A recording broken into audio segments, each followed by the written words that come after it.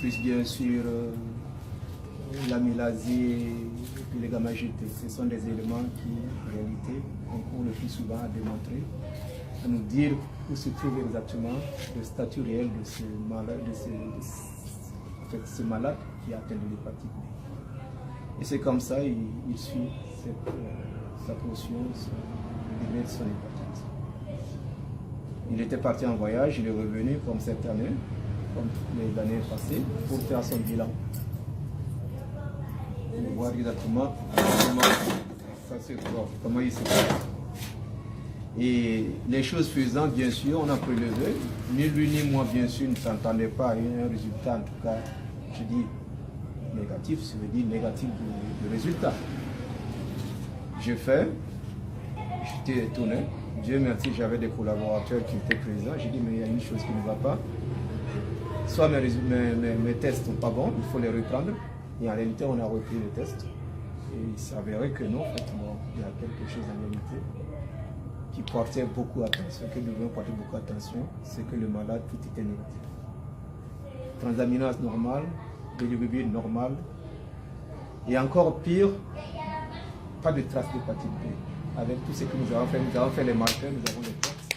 Oui, ça c'est pas de traces d'hépatite B. Et le problème, c'est que nous avons fait 3 fois 2 fois avec le marqueur dual, où se trouvent les gènes, l'antigène HBS, et aussi les 4 éléments suivants, l'anticorps HBS, et ainsi de suite, et tout est négatif.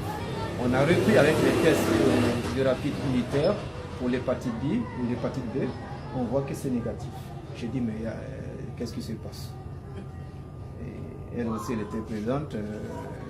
J'ai dit, bon, c'est mieux que nous attendions la venue du malade pour voir qu'est-ce qui s'est passé.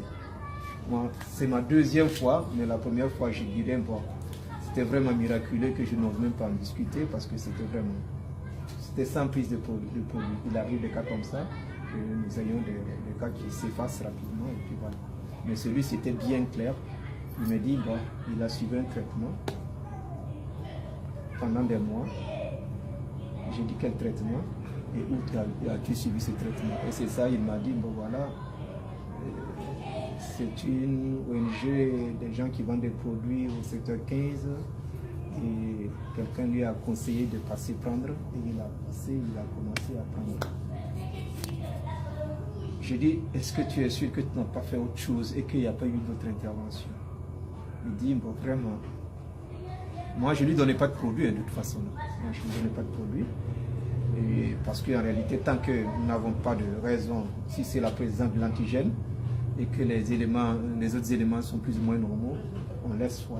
Voilà, on n'empoisonne pas, nous savons ce que c'est que les médicaments pour ne pas revenir là-dessus.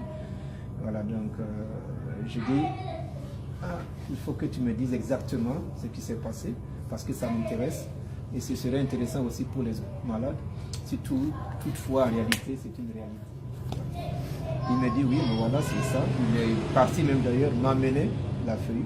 Et c'est ça, j'ai dit à Madame Koudgou, j'ai dit, mais voilà ce qu'elle a pris. Madame Koudgou a pris, elle a lu, et dit, mais qu'elle connaît en tout cas d'où ça vient. J'ai dit, ah, si tu connais d'où ça vient, tu patientes que je refasse d'autres examens du malade pour m'assurer, parce que moi je suis scientifique, je ne veux pas de spéculation sur des choses que je ne peux pas après. J'ai dit, patiente, on va essayer. Je vais l'envoyer, je vais prélever et puis envoyer son sang pour la charge virale. On a envoyé son sang pour la charge virale. Malheureusement ou heureusement, enfin malheureusement, je m'attendais à ce que ce soit détectable, c'est-à-dire un chiffre en tout cas bien fixé, parce que c'est ça, moi je croyais, moi je pensais plutôt que négatif. La charge virale était indétectable. Ouais. Ah, oui. Ça c'est du